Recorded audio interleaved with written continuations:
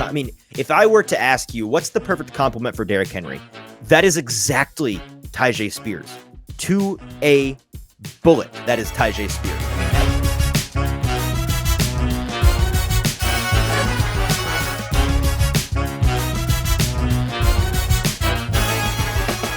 Welcome into the Hot Read Podcast for Friday, May the 5th. I'm your host, Easton Freeze, Director of Published Content here at BroadwaySportsMedia.com. We're also brought to you by the 440 Podcast Network, and I'm joined as always by producer JT. JT, we're recording this on Thursday as usual, and it's May the 4th, so happy May the 4th to you. I know you're a big Star Wars guy.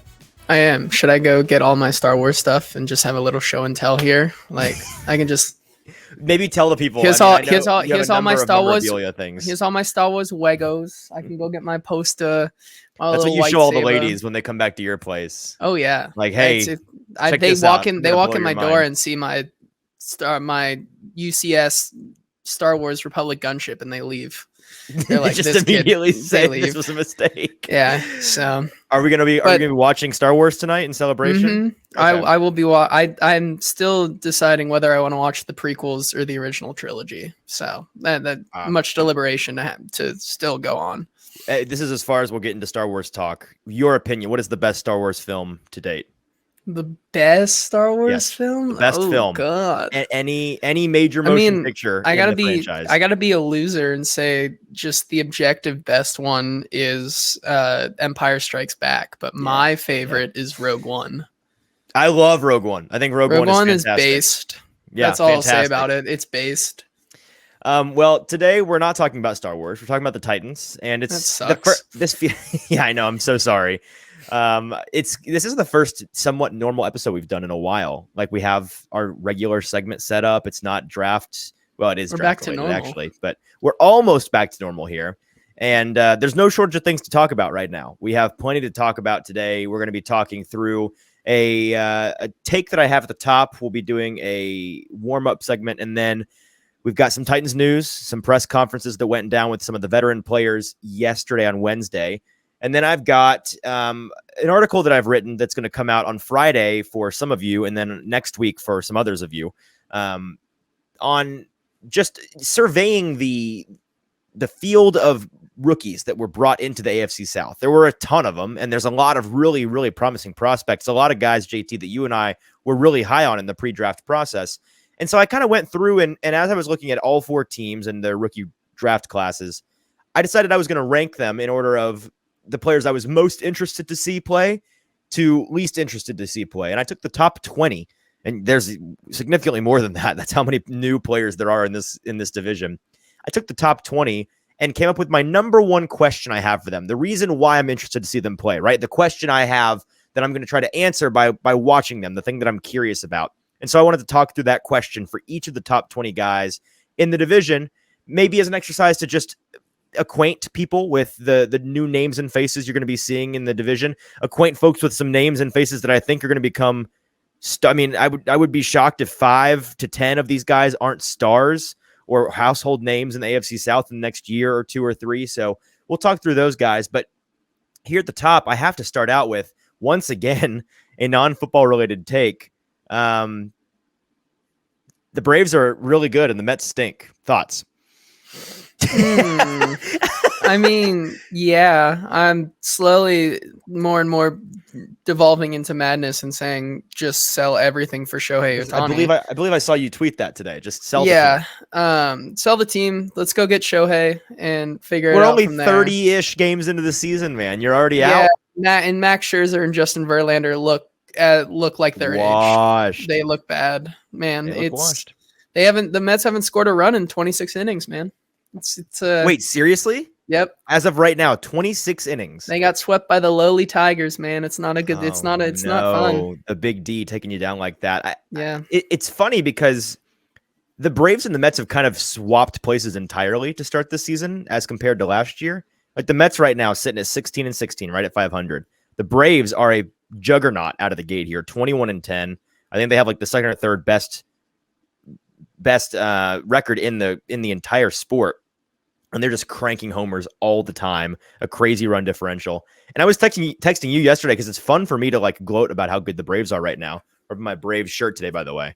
And that's all cool and fine and good. But I've told you before, and I texted you about this last night. Like, I'm so out on the Braves being good in the end of this season because they're way too good, way too early. Like, they are the Mets last year. They're going to be awesome. They're going to be like 25 games over 500 by the All-Star break. And then they're going to just fall apart down the stretch because the MLB season is so freaking unnecessarily long that it's impossible to, like, there's no other. Here's my take. If you have a sport in which fans of a team are actively rooting for that team to not be very good at the beginning of the season, maybe you've got too many games in the season. Like, maybe that's too long of a season, pal. Have we thought that through a little bit? The fact that there's 162 games makes it impossible for a great team out of the gate, in my opinion, to remain great. And frankly, I like the Mets' chances better if they can just hang around 500 till the All-Star break and then turn it on. That's the way to do it. So it is an interesting landscape. I mean, yeah, like right now, I saw that Frank the Tank like broke his glasses in two earlier today. So like, doesn't he do that like on a daily basis? He tries to on a daily basis. He tries to. He rarely ever breaks them in two, which is where we're at. But like, the Cardinals are 10-22. Like the Houston Astros are 2 games above 500. The Yankees are 2 games above 500, and last the Phillies in their are 2 division. games behind 500. Like, it's a long season. The Pirates are 20-12, man. Like, they're gonna fall off a cliff. So anything can still happen, but it's not looking good right now. Well, not anything. The A's are already dead, but anything else can still happen. True. They had 800 fans yesterday at their game. 800? That's like 700 more than I would have guessed. What's their record? let me just check. 6-25. 6-25 with a negative 123 run differential. Oh man, it's tough, man. Poor Oakland sports. They got the dubs. At least they got the Warriors, who are also not doing hot at the moment. Well, they may not be doing hot. The Lakers maybe put them out of their misery. Let's talk football, though. Let's talk about the 3 segments we have today. And the first is a warm-up segment. And JT, the topic of this warm-up segment is Will Levis. And it's, I'm sure, the first of many warm-up segments that we do with the topic of Will Levis. I'm not going to go on too long here, but it's something that I was talking about today online and thinking about throughout the day, and have been thinking about really on the Will Levis front for the past month as we've dealt with. There is maybe no player that came out of this draft who has had more of a swirling narrative impact on the way they're perceived by the public than Will Levis. Now, whether that's good or bad, true or false, is up to interpretation. And again, I will reiterate, everything about these players until we see them touch grass and put on a jersey and play football is all, it's not objective. It is subjective, opinion-based, projection-based discourse. That being said, a lot of the discourse around him has been and remains very definitive and objective, or seemingly objective, the way that people are presenting it. They seem to have him figured out already. And what I was talking about today are primarily this, and then one other kind of adjacent Will Levis thought that I need to share that I was talking to our guy, Justin Mello, about the other day. So, JT, I'm sure you've experienced this a little bit this week. Isn't it a little entertaining, and by a little, I mean a lot entertaining, to watch a lot of folks in and around the Titans media ecosystem very slowly and awkwardly coming around on Will Levis? Like, I have heard a whole lot of, well, you know, I got around to watching a bunch of his tape once the Titans drafted him, and there's actually a lot more to like than I love, or a lot more to like than I thought, rather. A lot more to love than I thought. It's like, but like, my brother in Christ, were you not the person telling me that he was a bust with the confidence of a 15-year veteran NFL scout, and you hadn't even studied the guy? You hadn't studied him? What are we doing? What are we doing out here? I mean, it's first of all, it's incredibly predictable. It's the most predictable thing in the world, right? And this is a concept in draft Twitter that has floated around for years. I tweeted that thought out, and people were replying to me with a quote tweet of a guy who sent out a tweet a long time ago that was basically like a format for post-draft tweets for people in the media and fans, where it's like, I wasn't high on the guy, but then I really studied the tape, and the more I watch him, the more I love him. Like, that is the case for a lot of players, because people love, this is hope season in the NFL. People love to find reasons to find hope in their team so that next year is entertaining. So I'm not surprised at all that the Titans have Will Levis, and now Titans fans and media are coming around on, well, there's actually, you know, I'm not sure I love him, but I don't hate him like I talked about. It was very easy and very group-thinky to be out on Will Levis before the draft because you thought that he wouldn't land on your team. But now that he is on your team or on the team that you have to cover, now you have to backtrack, and you are realizing how foolish you were to be so vehemently out on a guy in the draft. So hopefully some people learn their lessons. I have no faith in them actually having learned their lessons. The amnesia will kick in by this time in a year. But just so we're clear on my take on Will Levis, because some folks responded to that like, well, you're being a hypocrite, man. You are like everybody else. No. I am not, nor was I ever a huge fan of Will Levis as a prospect. He was my quarterback 4 in this class in January. He was my quarterback 4 in March. He's my quarterback 4 today in May. He is the fourth least risky quarterback in a talented quarterback class that I believe has 4 very talented quarterbacks that all have significant risk factors involved. I never once declared him to be a day 2 prospect or a surefire bust. That's what differentiates me from folks who've gone crazy. I never once said that he didn't have the upside and the tools to be a great starter in the league. I simply had been saying, and have been saying this whole time, he is the riskiest proposition out of 4 risky propositions of quarterback prospects in this class.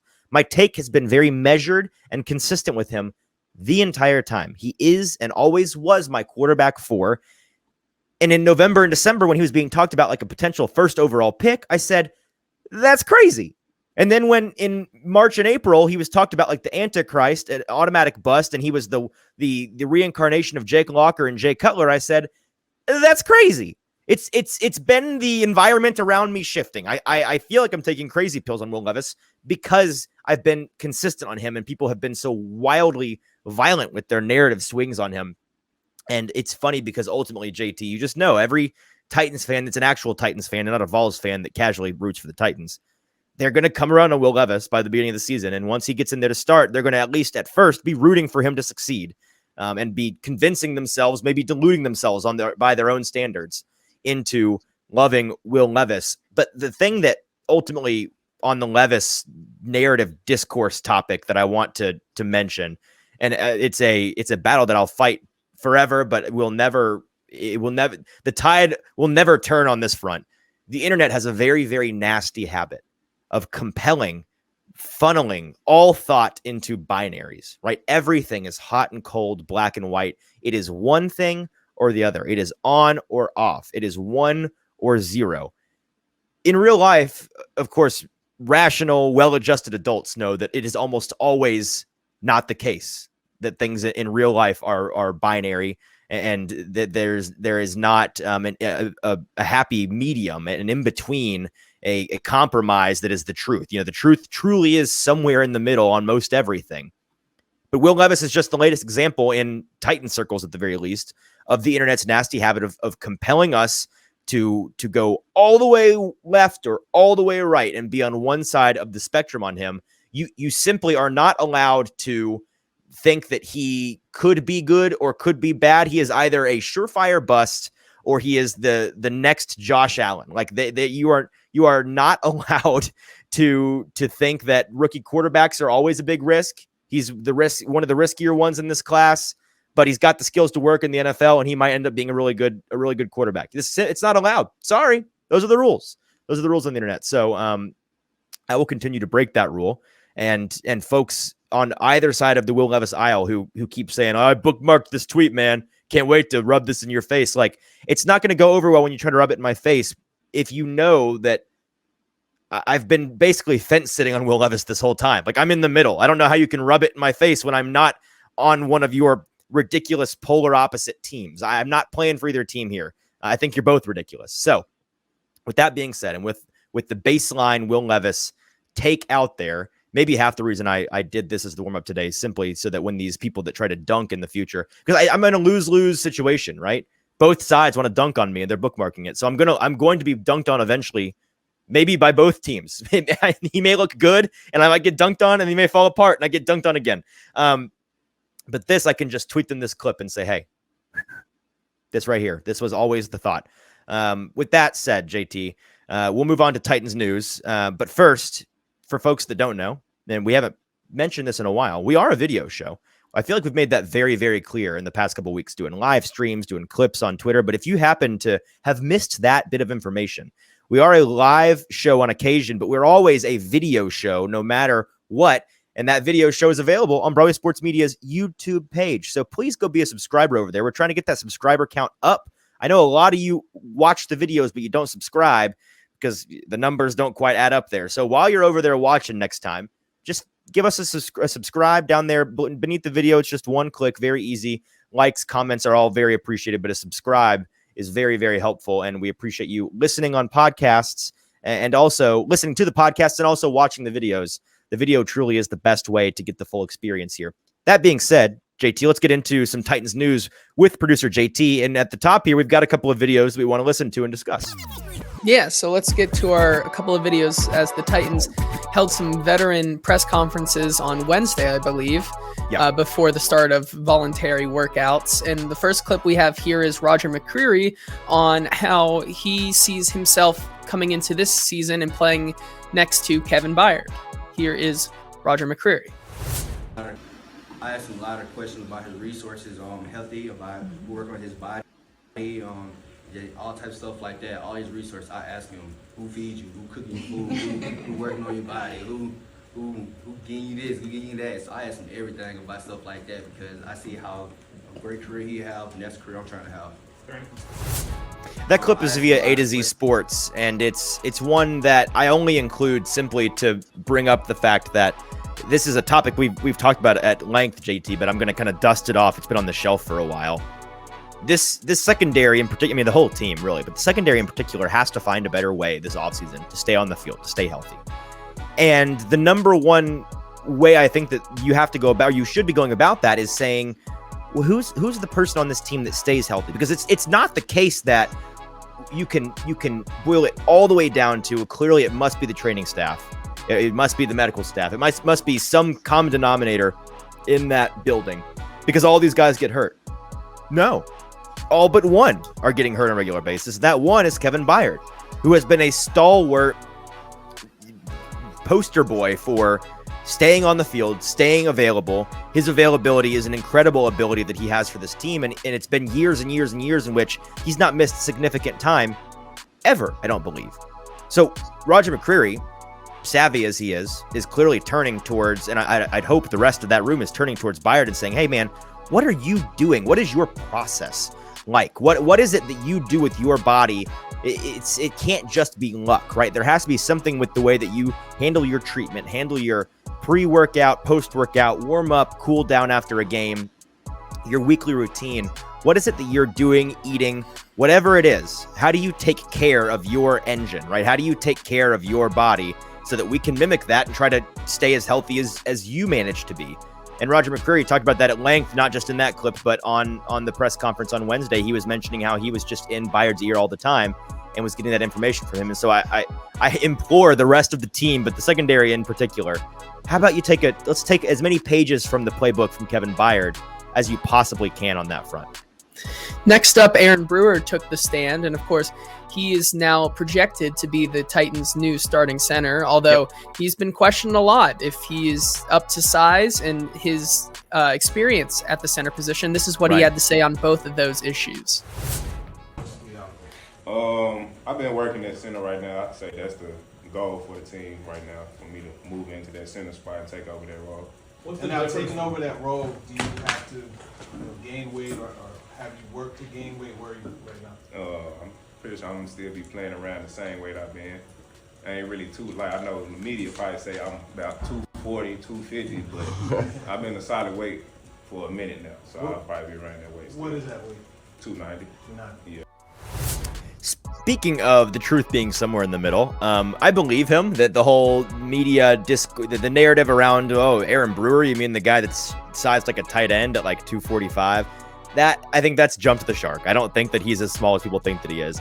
But I also don't entirely believe him on the 290 number. I think in reality, he's probably somewhere like 275, 280.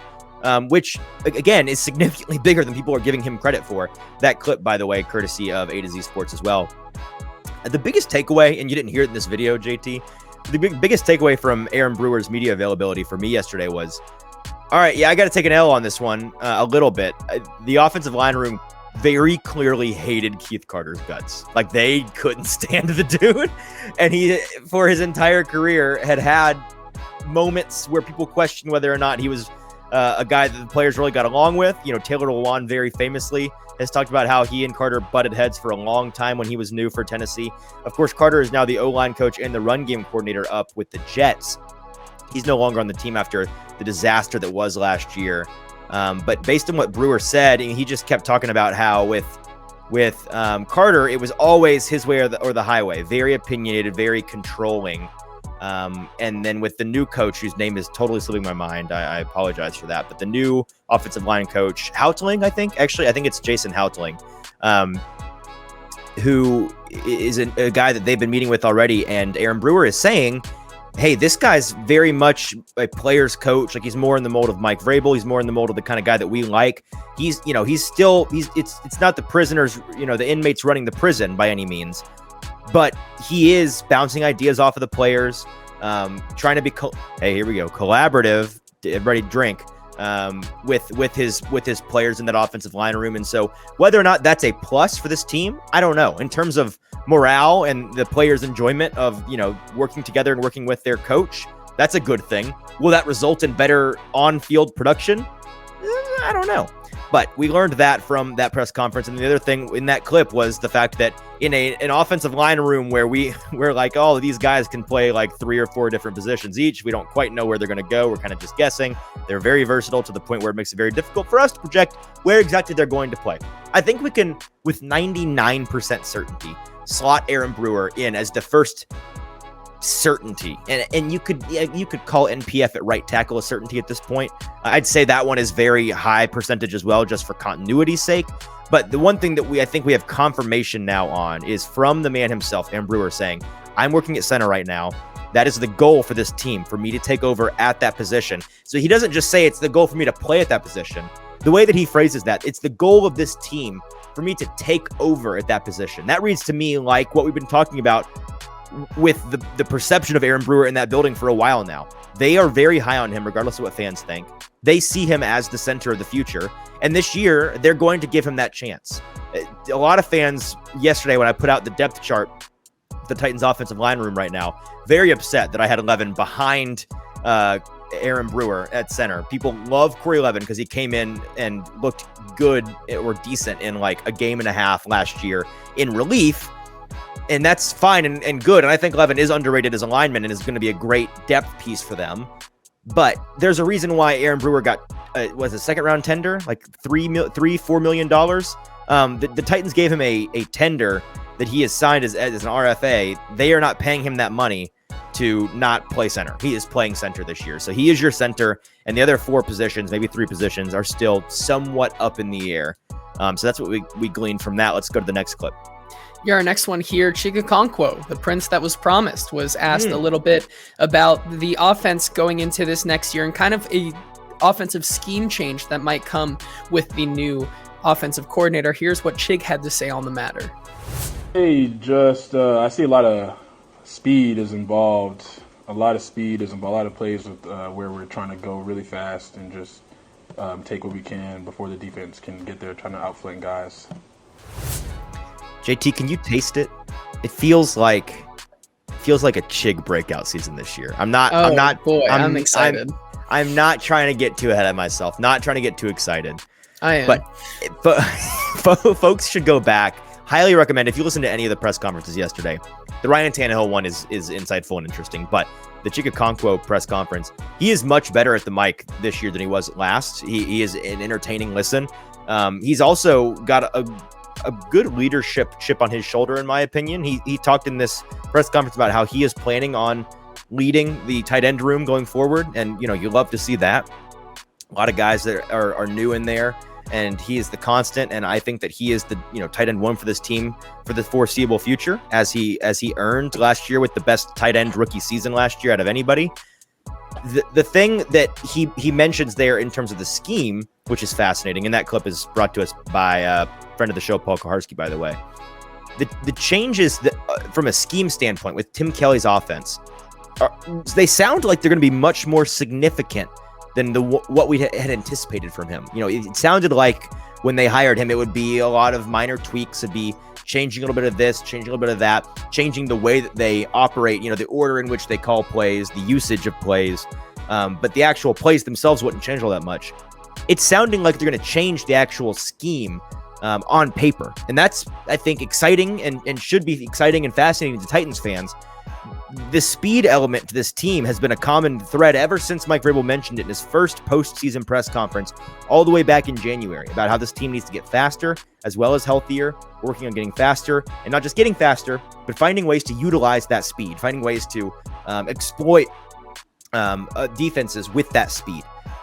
Chiakonkwo is maybe the poster boy for speed on this team because I forget that he ran like a 97th percentile 40-yard dash for tight ends. He has a wicked fast 40 time, faster than a number of the receivers on this team. So the dude's lightning in a bottle. And you got guys like Tyjae Spears coming in who are lightning in a bottle. And you got like guys like Treylon Burks who, if they can get up ahead of steam, they are a deep threat with their speed. So there are guys on this team that can bring a speed element. Absolutely. It's nice to hear that they're trying to incorporate that. Our last clip here comes from Ryan Tannehill himself, also talking about the offensive scheme changes that he's seeing early on. Here's what he had to say about them.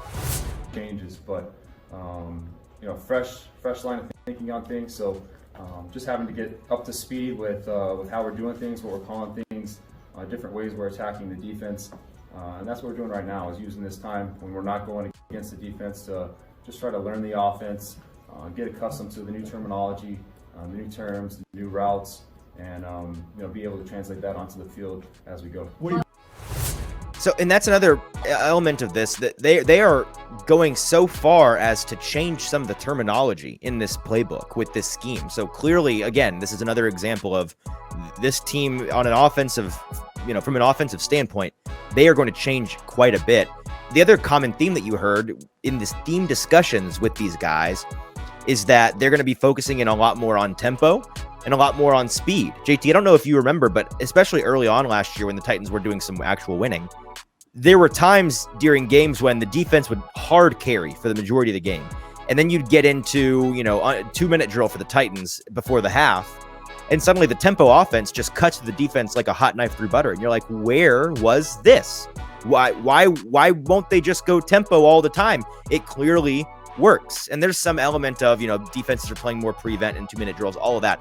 But the point is, this team has for a couple of years now certainly felt like to any average viewer, they are a good tempo team, man. They should go tempo more often because it works really well for them, and they are a well-oiled machine. I mean, they're very tight and cohesive, and that's a mark of Mike Vrabel, in my opinion. So I think that in conjunction with changing up some of the terminology, getting some fresh plays in there, getting rid of some old stuff that did not work, changing up the terminology, which indicates they're making a number of big changes.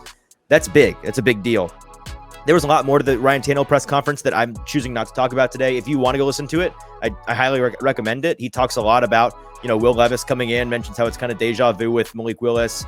They ask him about whether or not he, believes that it's his starting job.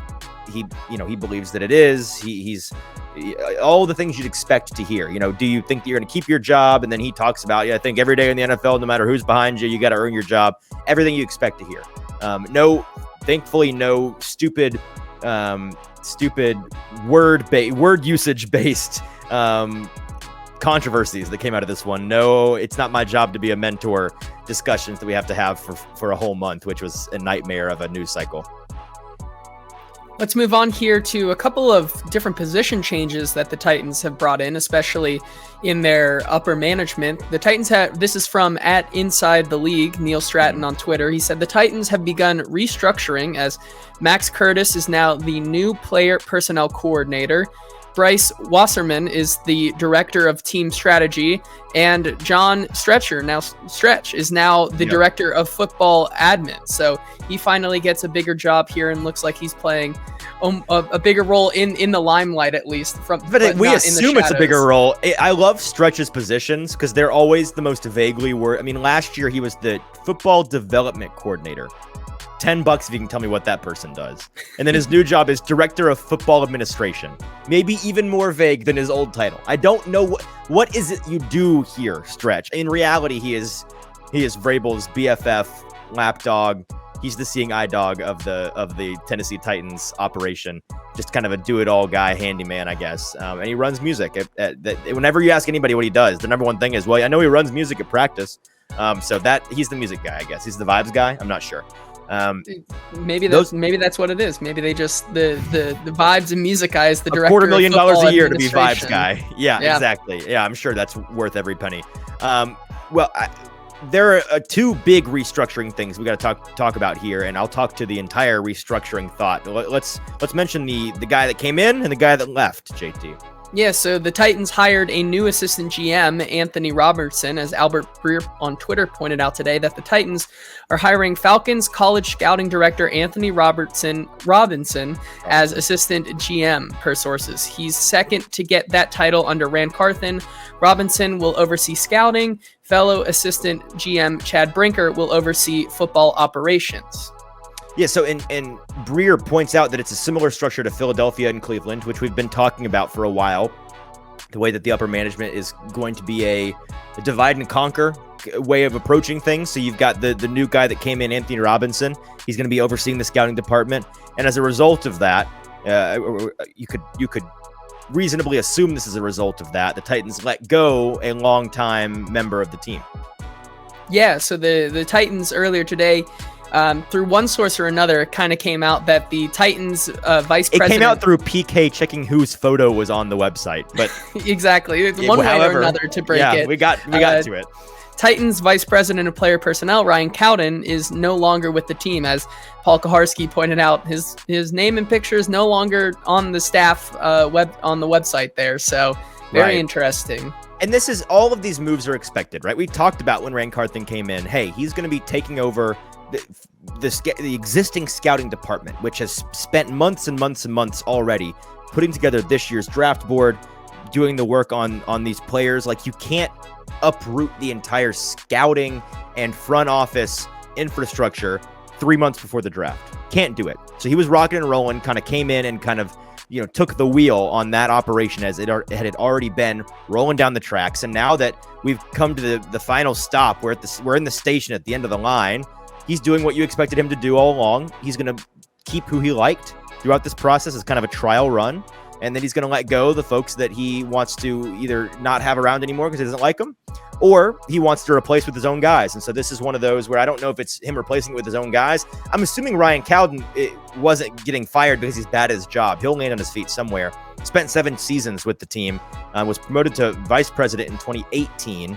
And then when John Robinson was fired last year in November, he filled in as the head of the personnel side of things and was a candidate to replace him when they ended up hiring Rand Carthon. He was one of the final guys in the discussion, round 2 or 3 or whatever the final round of interviews was.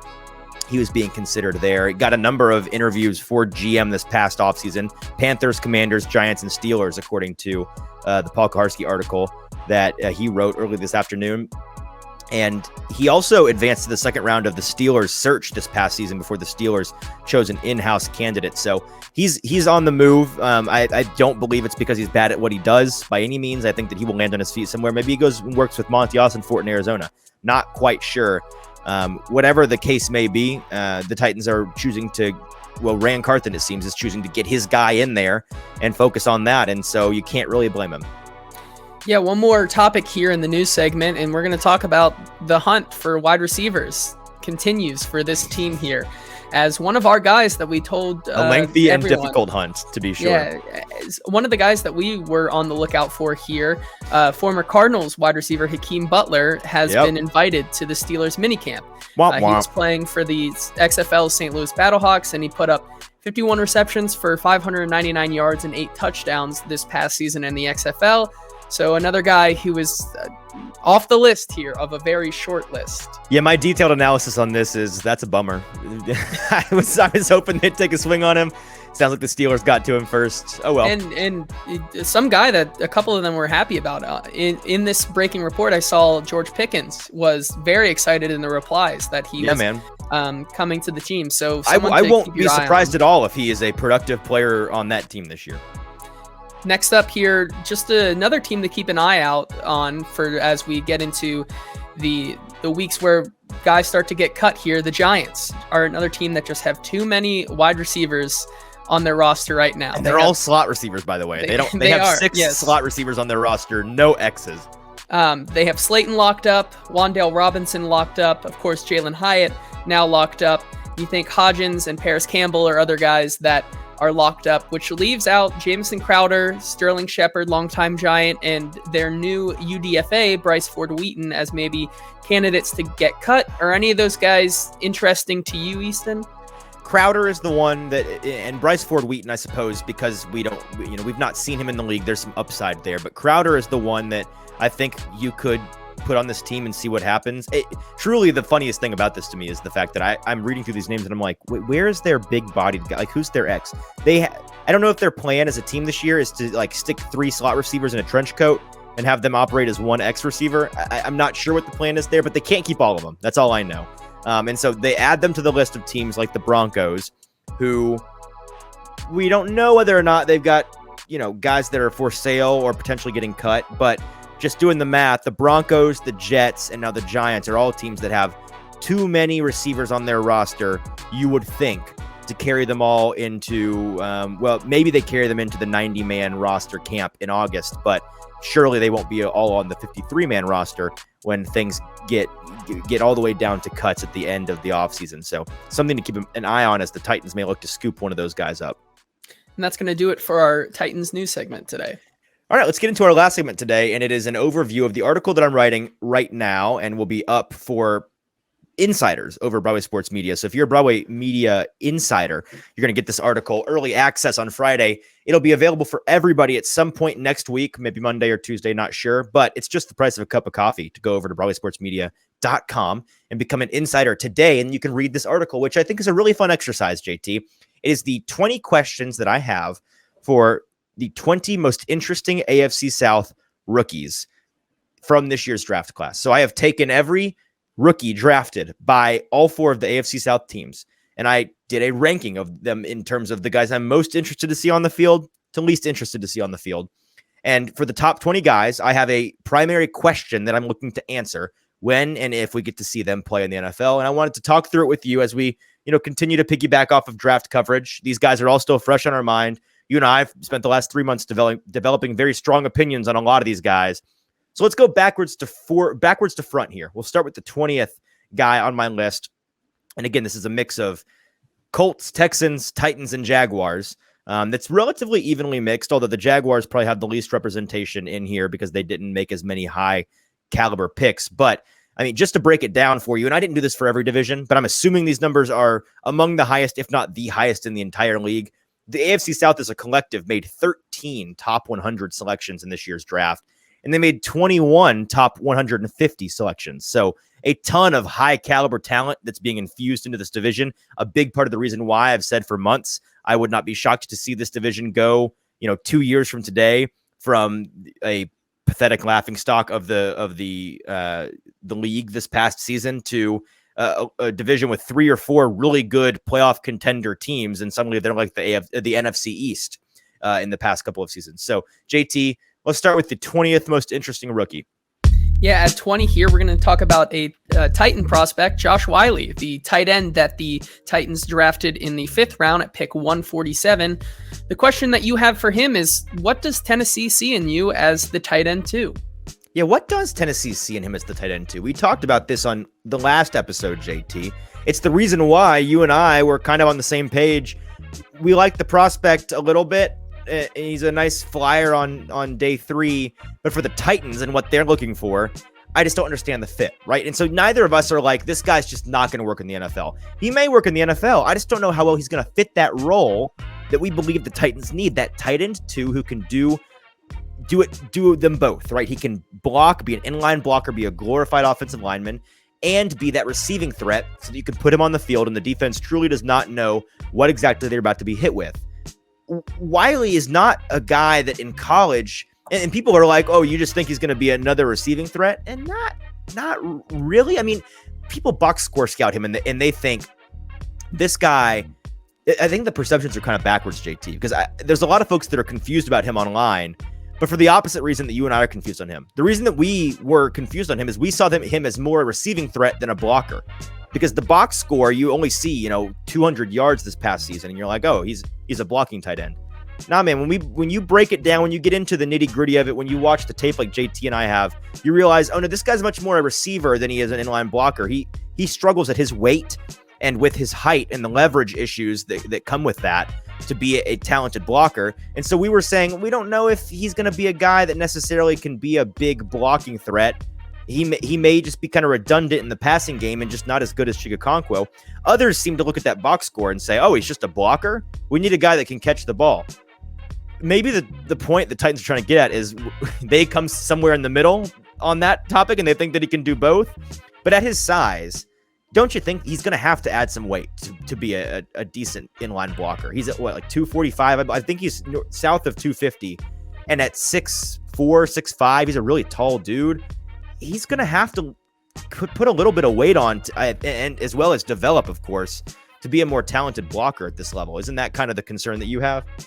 Yeah, so Josh Whyle comes in at 6'6", around 249. So at that size, it's just my problem with Josh Whyle is that if they were looking for a more versatile tight end to do a little bit of both and have that production, there was probably some better options that they could have gotten in the draft. And maybe what Tennessee sees in him right now is someone who can develop rather than be that right from the get-go guy that can produce. Maybe they see a little bit more of a project in him that by year 2 under this new kind of tight end room, he can be more of that receiving threat. Maybe they see him as a long-term project rather than the answer that we're looking for right now is to produce immediately. And maybe he's not going to do that, but maybe Tennessee's okay with that. Moving on here at number 19, edge Yasir Abdullah was drafted to the Jacksonville Jaguars in round 5, pick 136. Will Yasir Abdullah be the day 3 rusher who ends up with a shocking stat line at the end of the season? Yeah, that's the question I have for him. Pre-draft, I was a big fan of him, was really kind of the entire Louisville pass rush this past season, and is a really nasty bender around the edge. And he's a freaky athlete. He's just a little bit raw.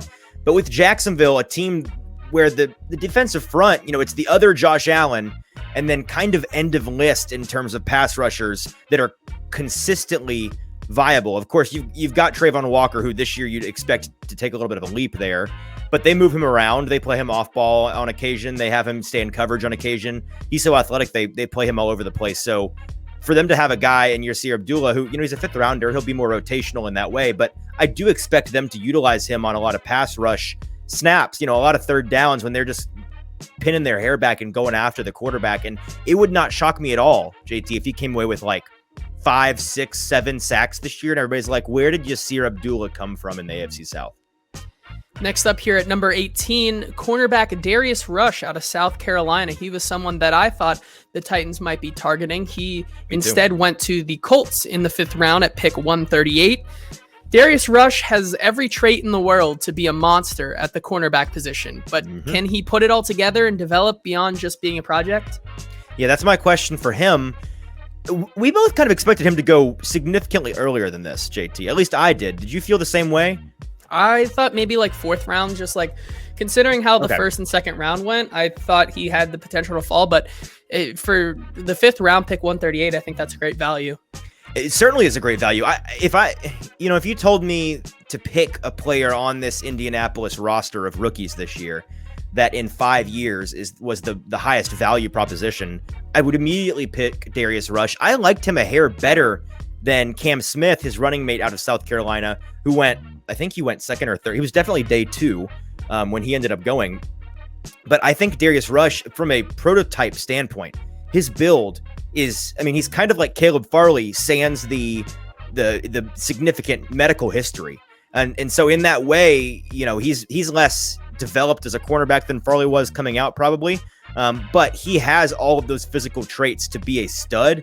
If they can get that out of him, the Colts may have landed themselves a star cornerback in a late round 5 pick. Next up is the offensive tackle Jalen Duncan, a Tennessee Titans pick in the 6th round at 186, someone who was on our Tennessee Titans draft list. Yep. Are we wrong to think that he could become the best value pick in the draft? That's my question. And JT, I don't know. Are we? I don't think it's crazy to envision a world in which he's the starting tackle on either the right or the left side for the Titans 2 seasons from now. Going into 2026, we're anticipating him being a starting tackle. Does that sound crazy to you? I think not if he's given the time to develop, for sure not. Yeah, and I kind of feel like, maybe not a floor, but a reasonable 50% comp for him is the best swing tackle option the Titans have had in a long time. It also, he's got a tackle build, but the idea that he moves inside and really thrives at a guard position is not crazy. He's not, crazy heavy by any means. And he's got really long arms, but he's a good enough mover that I think he could work inside plenty well. So he kind of gives the Titans an option. He's kind of like, one in the chamber that they don't have to worry about playing this year. But after this season, after a year of development, he's going to be at worst, I'd imagine, a really, really nice security safety blanket that they have as a sixth man off the bench. Next up here, wide receiver Xavier Hutchinson was a 6th round pick number 205 for the Houston Texans. Will Hutchinson make the Titans regret or wish that they picked him as their home run swing on day 3? Well, he was kind of the last guy on the board. Actually, A.T. Perry fell further than this, I think. But it was Hutchinson and Perry on the wide receiver board who we were eyeing at the last minute with the Titans' final 2 picks, as if they're going to go receiver with the guy that we are familiar with. And they did go with the receiver. Of course, none of us are familiar with Colton Dowell yet.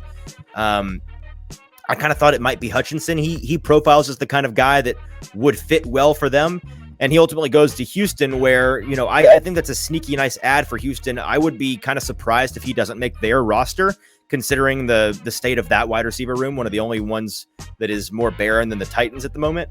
And if he gets a year under his belt of development, I do like the upside with him a lot, to the point where he may be a really solid wide receiver 3 or, best case scenario, a wide receiver 2 for the Texans in 3 years. And the Titans might, have a Colton Dowell 7th round pick, long gone, never really panned out, wishing that they had pulled the trigger on him in the 6th round instead of letting him fall to Houston. Next up on the board here is offensive tackle Blake Freeland, who was drafted by the Indianapolis Colts in the 4th round at pick 106. We had both defended Blake Freeland a lot this draft season. We did. You especially as a nice swing tackle for anybody who would draft him. Is he going to let us down? That is the question. That's really the only question I have is, was I wrong? Like so many people that came on our show told me I was on Blake Freeland, but JT, he was my guy since the combine.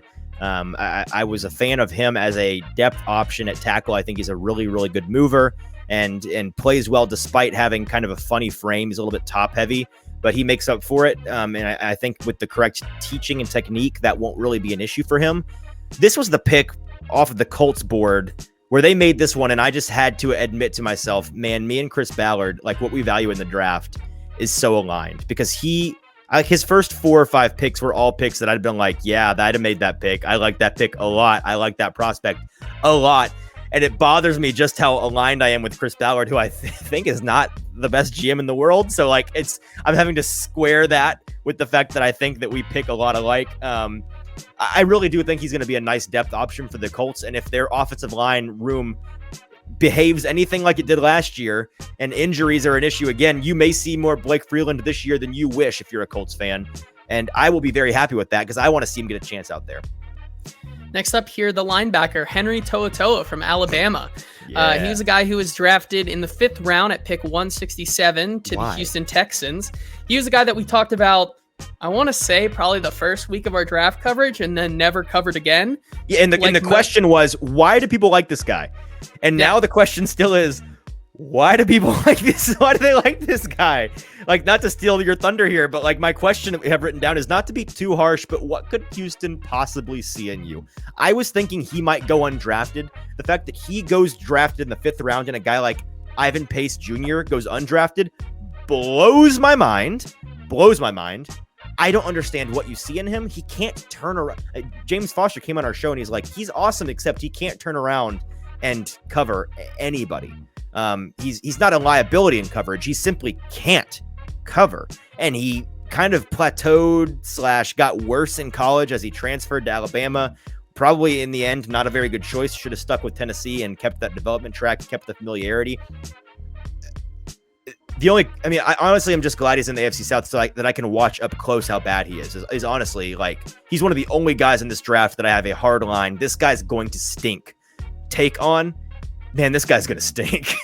That's all I have to say on him. Next up, Antonio Johnson, a safety who was drafted to the Jacksonville Jaguars in the 5th round at pick 160. Why did it take so long for one of the top 3 or 4 safeties that we had on our big board to go so far in this far down in this draft? Yeah, he was my safety too, all the way back 3-ish weeks ago when we did our safety top 10 safety lists on the pod, and he was a guy that felt like one of the only oases in the desert of this safety class, because we've talked at length about how aggressively bad this safety group is. I mean, there were 4, maybe 5 draftable guys. And I don't know for sure, JT. I know at least 2 guys went ahead of him. I want to say a handful of safeties went before he fell off the board in the middle of the 5th round. I at least know Brian Branch went in the 2nd round and Jordan Battle went in the 3rd round. Okay, well, and then Quindell Johnson went as well. So at least 3 guys went in front of him. Which wasn't Quindell the guy that James came on the show and said he is my better version. I think he's a flip-flop for Antonio Johnson, Quindell Johnson over Antonio. Yeah. So, I mean, vindication there, at least in the terms of the eyes of the league. But Antonio is a guy that I watched the tape on him. He's one of the few safeties that I actually grinded some tape on, and I thought there was a lot to like. So I'm not sure, whenever a guy falls like this, you got to wonder, maybe he was a terrible interview. Maybe he has character concerns. Maybe he has, a medical history that really concerned teams. If it's not one of those 3 things, I have no idea why he fell this far. Next up here, Will Anderson Jr., the number 3 overall pick, as the Houston Texans traded back up to take both CJ Stroud and Anderson Jr., is the defensive edge and the number 1 defensive prospect taken off the board, marked from day 1. Yeah, he's so far down the list here, and this is ranked in importance, by the way. We're going from least to most important in my eyes. With him at 12, obviously he's the 3rd pick off the board in the entire draft. The reason I have him so low is because I really have no questions for him as a player. He was one of the safest players in this draft in my eyes. I think he's going to be a stud. I think it stinks for the other 3 teams in the division because Houston, I think, got themselves a cornerstone defensive player that they can build around and do so successfully, because he is going to be good in the NFL. I'll be very, very surprised, barring horrible injury luck, him not panning out. That being said, my one question is not with him as a player, but rather how teams are going to approach him and this Houston defense this year. JT, who else is there that you're concerned about on the Houston pass rush? It's Will Anderson Jr. One. It's just him. It's just him. So my only question is he going to be the guy from day? I mean, and how often does a rookie get to the unfortunate luck of having to deal with this? I think from day 1, he's going to be facing all double and triple teams, because he's going to be marked as the only guy in terms of pass rush on this defense that we really have to be concerned about. So whether that makes him look less successful than he actually is, this might be something that is going to frustrate Houston fans, because they're going to actually watch and see, like, man, he got 6 sacks as a rookie, despite having the 3rd highest double team rate in the entire league. But the average fan's going to be like, oh, look at that. They traded up to 3 and got an average pass rusher. I kind of think that might be in the cards for Will Anderson, simply because they've got to, over there in Houston, find somebody to take some of the heat off of him when the obvious pass rush is coming. At number 11 here, the offensive tackle Anton Harrison was chosen by the Jacksonville Jaguars in the 1st round at pick 27. Right. He was the odd man out in the first class tier of offensive tackles. Is he being overlooked for being a boring prospect? Right. So this was my question for him in the article, and this is my question for him that I've had for a couple of weeks now, JT. I think we've talked about this. Ignoring the order that came off the board, I think Harrison was the 5th. I think he ended up being the 5th tackle 4th, because DeWand went after him, correct? Yeah. So you had, if you're counting Peter Skoronski as a tackle, you had Darnell Wright, Peter Skoronski, Roderick Jones, and Paris Johnson Jr. all off the board before you got to Anton at the end of the 1st round. And the reason why, if you lump DeWand in there to make it a group of 6, every one of these tackles but Anton had a memorable trait. Like, do you ever see somebody walking down the street and they're a very, very attractive person, but they're almost like a model attractiveness in the sense that they're so perfect. There's not one feature that really sticks out. Like they look like a Barbie doll kind of, and you're like, there's not like, they don't have, it's not like, oh, I love their eyes. I love, it's like, they're just so plain. It was the saltine cracker of tackles to me was Anton Harrison. He's the cheese pizza of offensive tackles. Yes. It's like, I love it. It's perfect, but it's kind of too, like, I need some imperfections, some character here. And with every other guy, I was like Paris Johnson Jr., the best bona fide left tackle. Peter Skoronski, the best lineman in the entire draft. He's a technician. Broderick Jones, infinite ceiling, but he's kind of underdeveloped. DeJuan Jones, the biggest human you've ever seen in your life. And then you get to Anton Harrison, and it's like, man, what is there, right? What exactly is there to define this guy besides just being a solid tackle? I think he's going to be a solid tackle. I think it's a good pick from Jacksonville, but the question for me is, did he fall further, to 27, almost out of the first round? Did he fall further than he should have because of the fact that he was easy to overlook? We get into our top 10 here, rounding out the top 10 at number 10. Running back. That's where that happens at 10. Where you round it up, Tank Bigsby was picked by Jacksonville in the third round at pick 88. He's a guy that we both had maybe between our 5th and 7th best running back here on the board. Mm-hmm. Didn't have a lot of juice to bring to the table, but will he prove us wrong in this Jacksonville backfield? Yeah, part of this take from me, the question rather, but it's also a take, like the sense that it's half him as a prospect and half him as a fit with Jacksonville. I'm not sure which I like worse. I was never bananas for him as a prospect. I think he's not that great, to be honest. I had him as my 5th or 7th running back, but then as I watched more tape after we did the running back episode, I kind of moved him down to like fringe top 10 guy. I think he'll be fine, but is he going to be anything more than, your average rotational running back that is kind of nameless and faceless in a stable of backs? And with Jacksonville, when you've got, I understand, I think that the idea with him is to take over for that James Robinson role. Like they lost that guy that is a true between the tackles runner. With Travis Etienne, you've got a guy who can play that third down back, can be the receiving threat, can be the triple threat kind of guy. And while Etienne's a better runner than Bigsby is, I understand what they're going for in Bigsby as a between the tackle runner. I just don't know if I would have made that choice there in the third round with a top 90 pick. I don't think that he was worthy of that, and I don't see him really flashing all that much. So my question essentially is he going to prove me wrong? Because I don't think he's going to bring a whole lot to the Jacksonville team, to be honest. At number 9 here, and probably my most interesting player for my money's worth, Tank Dell, the wide receiver that was drafted by Houston in the third round at pick 69. Pretty much was only picked by Houston because once, he was only picked by Houston because once they bit the bullet and drafted CJ Stroud, he banged the table demanding that the Texans take. Do you buy that? Tank Dell. I mean, do you buy that a QB that you've had for 10 seconds is making demands? Maybe. I mean, maybe. I mean, he worked with him all summer, so it makes sense. It lines up. However, he's a poor athlete and is very small and has size concerns.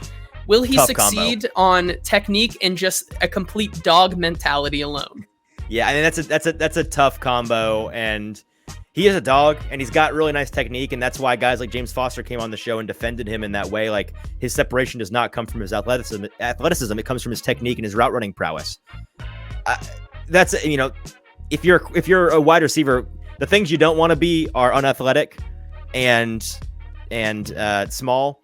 And you definitely don't want to be both of them at the same time. And unfortunately, Tank falls into that category. So that was my question. Like, can he overcome that on just heart and technique alone? Is that kind of I want to know, you say he's the most interesting for your money. Is that kind of the same question that you have? I mean, yeah. I mean, if a quarterback is banging the table saying, let's take probably the least athletic and smallest guy in the entire draft class here, like it's hard for me not to say. There were at least 5 receivers on the board that you and I personally would have drafted over him. Of course, that I can think of off the top of my head. For sure. Yeah. Both the Tennessee boys. You had Josh Downs, Marvin Mims, Tyler. I mean, he fell, but like if I'm in the GM room, I would have taken A.T. Perry over him. But no, 100%. Obviously, yeah. So that's an interesting one for sure. And while again the state of the Texans wide receiver room is so poor, I'm not I'm not concerned about him making the roster. He's going to make the 53-man roster unless he gets hurt. Like, there's just no way. That room is so bad. And yet, I just don't think he's going to bring much juice. I don't. Do you see a ceiling for JT from your perspective? Do you see a ceiling for him beyond a wide receiver 3 role? Like, I think that's best case scenario for him. I mean, like, I'd be surprised if he topped like NWI numbers personally. Yeah, me too.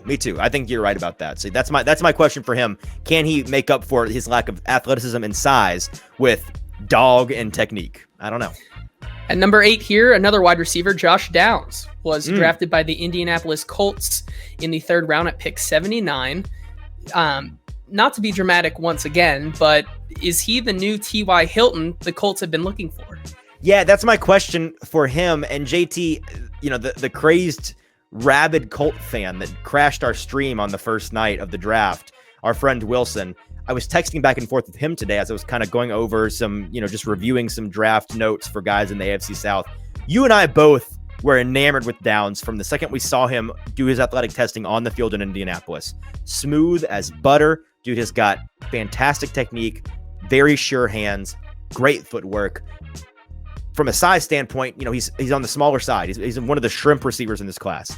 But T.Y. Hilton, also not known for his size. I mean, when we did our wide receiver episode with Austin Gale from The Ringer, I'm pretty sure I said the best thing that may have ever happened to T.Y. Hilton outside of his pro career is this wide receiver class, because every 100% comp for these receivers is T.Y. Hilton. Like, that's what they're all aspiring to be. It's what every team that drafted them wants them to be. So I was texting Wilson like, dude, you guys might have found your next T.Y. Hilton light in Josh Downs. I'm that high on him. And for Titans fans' sake, I hope that I'm wrong, but I'll be kind of surprised in that wide receiver room, JT. I mean, they've got Michael Pittman Jr. and they have the guy to Cincinnati last year. Alec Pierce. Alec Pierce, thank you. He's going to be their wide receiver 2 day 1, or wide receiver 3 rather, day 1, don't you think? I think so, yeah. Yeah, so I think Titans fans, if there's any offensive weapon that the Colts added that you should be scared of, it's Josh Downs for my money. At number 7 here, tight end Brenton Strange was the 2nd round pick for the Jacksonville Jaguars at pick 61. Brenton Strange in the 2nd round, I think our question that we have here is why? Why Brenton Strange when Darnell Washington is on the board, when you have other options? Why Zach Brenton Kuntz is on the board? I mean, there were so many different available. I'm pulling up the tight end board here. It's like, yeah, you had Tucker Kraft still on the board, Luke Schoonmaker still on the board. Like, Brenton Strange was the consensus 130th overall pick. Where'd they take him? They took him at 61. So I mean, I just don't see it with Strange. He's fine. Like, he's a Davis Allen, Will Mallory, frankly, kind of in that Josh Wiley tier. The difference is the Titans got Josh Wiley in the 5th round. They took Brenton Strange in round 2 at 61, nearly a top 60 pick. What are you doing? Especially, I've been told, JT, Jacksonville has a pretty decent tight end down there already that's going to be getting the majority of the looks. The emergence of Evan Ingram once again. Yeah, Jacksonville Evan Ingram, very different from New York Evan Ingram. Now they did give him I don't know if they re-signed him to a long-term contract, but they did give him the franchise tag. So maybe they're trying to make Brenton Strange into the new Evan Ingram, but to which be honest, makes sense on paper until you watch Brenton Strange and you realize that's a terrible plan. It's a very bad plan. I see them drafting Brenton Strange here at 61 to be the Dan Arnold replacement, which is not something that you need at pick 61. You know, or in the 3rd round or in the 4th round. That's a day 5 pick for sure, especially in a tight end class that was as deep as this. So don't get that one at all. I don't know what Jacksonville fans think of Brenton Strange. Maybe they're coping and finding a way to square this pick, but I'm imagining they're thinking this was the worst pick of our draft. At number 6 here, the defensive tackle Adetomiwa Adebowale was picked in the 4th round at pick 110. A guy which is fitting because his name has 110 syllables. I counted. Does it really? Check. 110. I'm not going to do it right now. Just take my word for it. It takes a long time. Yeah, for sure. He was a guy that the analysts and ourselves had in our top 1st round mock. I know at least I had him. He was a fringe first rounder that fell all the way to the 4th round. That is our question. What is wrong with him? How did he fall? My brother in Christ, why didst thou fall to 110? I need to know.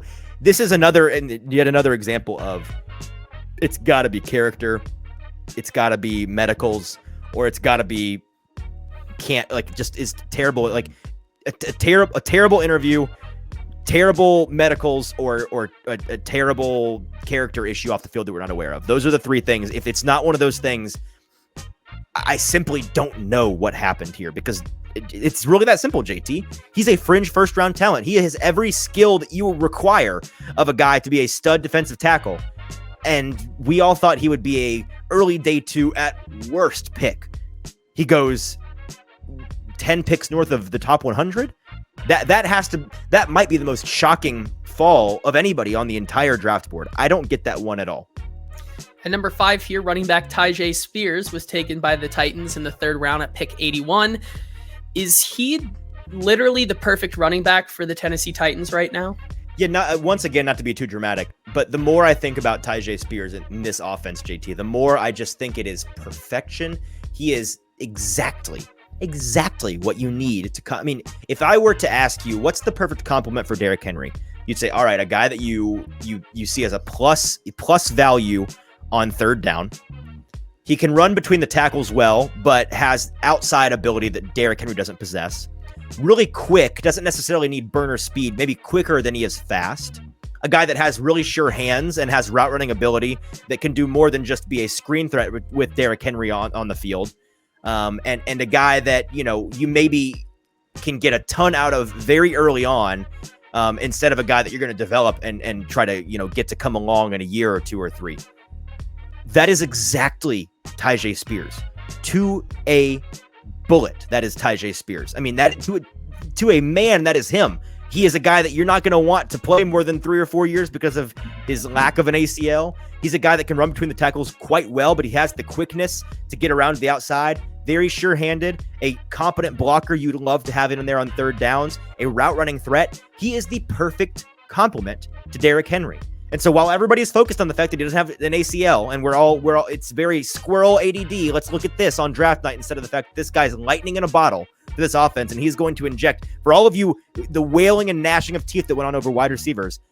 If you're just looking for offensive output, production, this guy's going to bring it, man. Tyjae Spears is the truth. I can't wait to watch him in two-tone blue. And number 4, Peter Skoronski, the 1st round pick for the Tennessee Titans. Is there a team that's ever going to give him a shot at left tackle in the first place?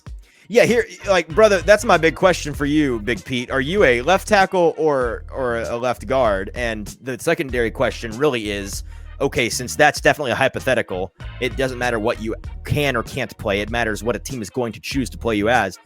Is a team ever going to let him play left tackle? JT, the closer we get, and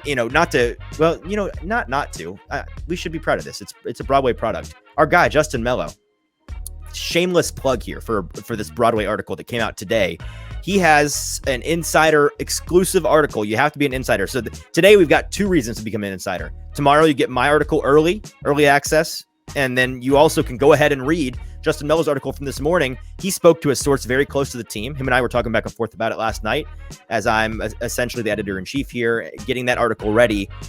If you saw the tweet is the Titans have Peter Skoronski penciled in at ...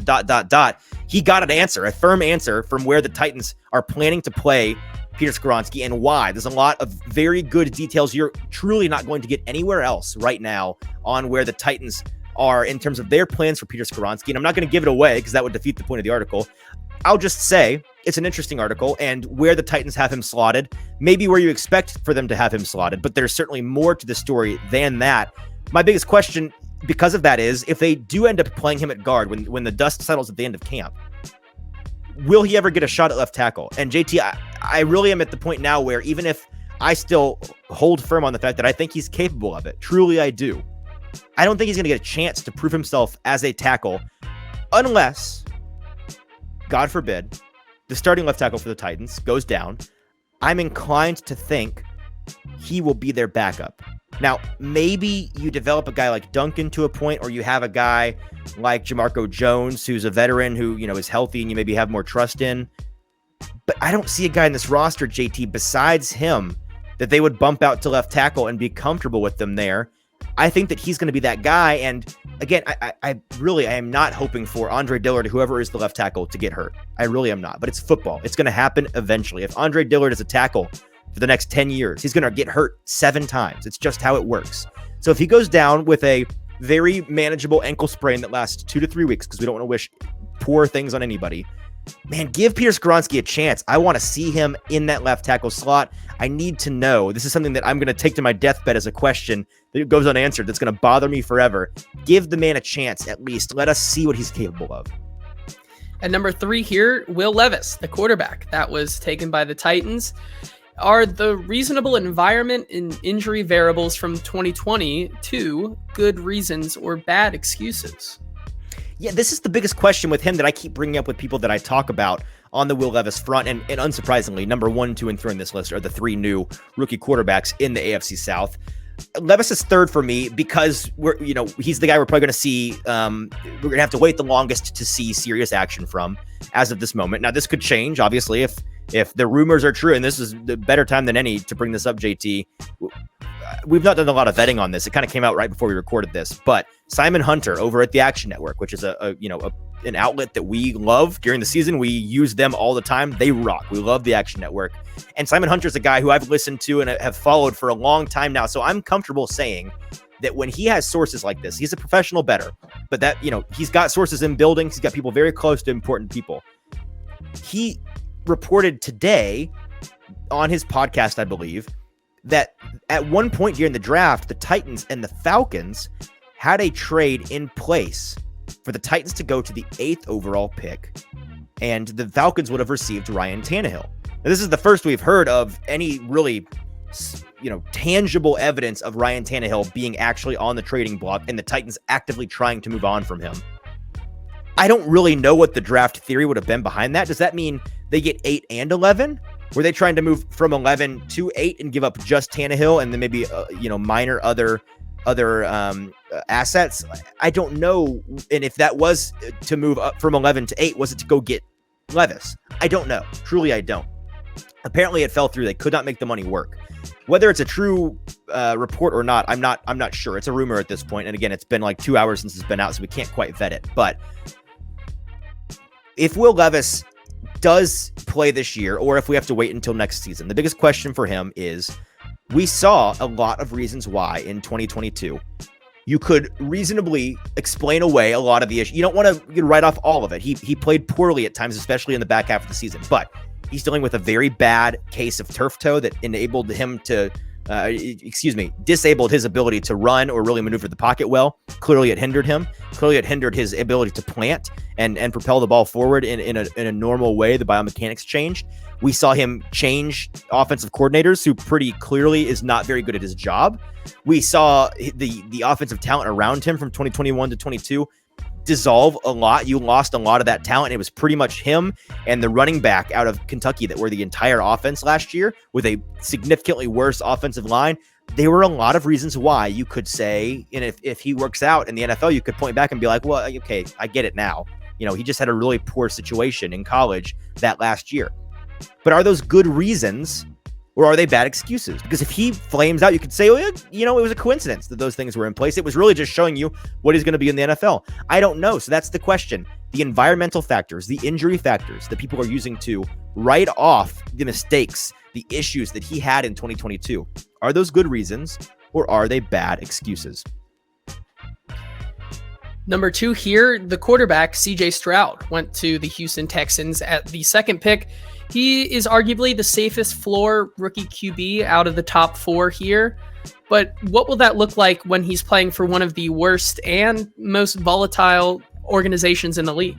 Yeah, man, that's my question with him, and it's not a whole lot to say here. I'm excited. I think it's going to be really fun watching him play this year. My only concern is he went to a objectively horribly run franchise. They've got an owner that meddles and forces their hand in the draft, which is the reason that CJ is here, in my opinion. They've got a GM who's quirky and weird and strange and insular.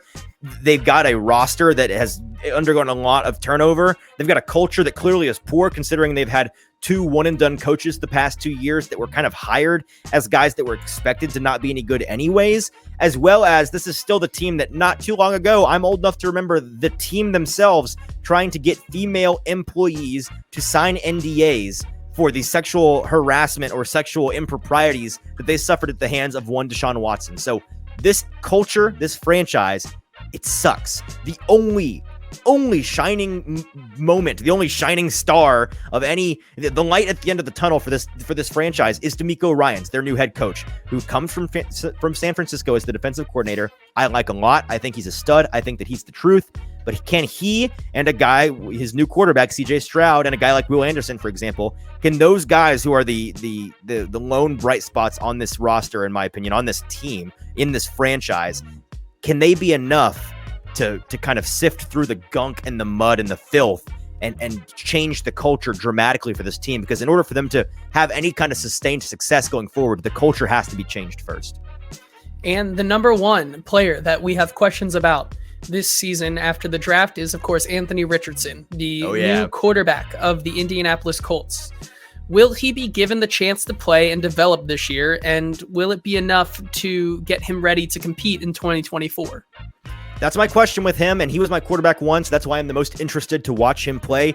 He's got the highest ceiling that obviously can't be ignored, and that's a big part of the reason why he was my quarterback one.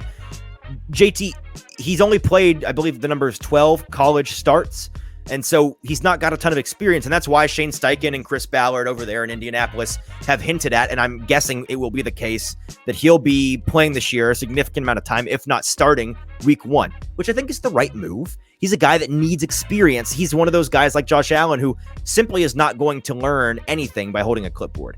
A guy like Will Levis is different in my mind because he's played a lot of football. He's got a lot of experience.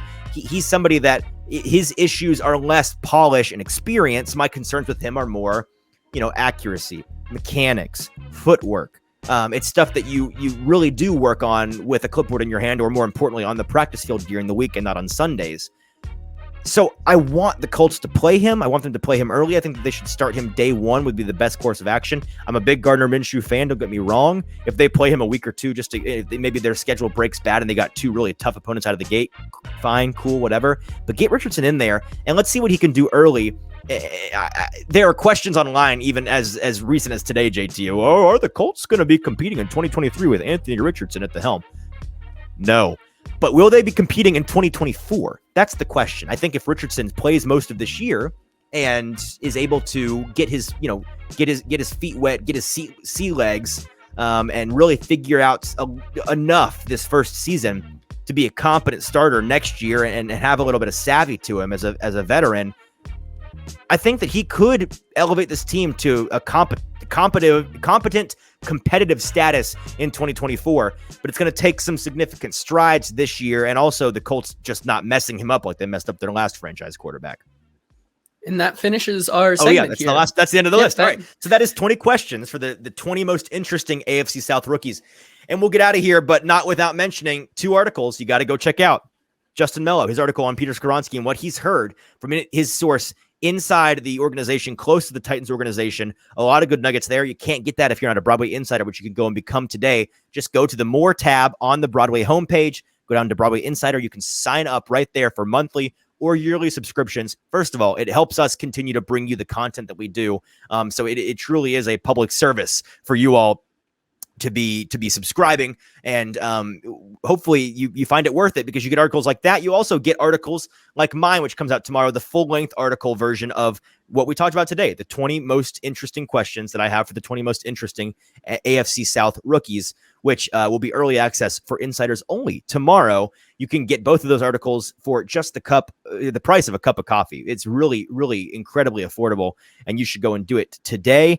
All right, JT, we'll be back next week. If people want more of the show, reminder, we got 2 fantastic episodes earlier this week that came out, especially the middle one. Came out on Tuesday night, Wednesday morning, somewhere in there. It's our draft debrief, 2 hours of the most information-dense, comprehensive draft debrief that you're going to find in the Nashville media, especially coming from JT and I, a perspective that was draft-focused going in and not just Titans-focused. So I really do think it's a spin that you're not going to be familiar with. All right, we've got all of the plugs out of the way. Thank you guys for being with us. Like, subscribe, rate, review. We'll be back on Monday. Most likely, we'll be back next week for 2 or 3 shows. Until then, I'm your host, Easton Freeze, for producer JT. This has been the Hot Read Podcast. Have a great weekend.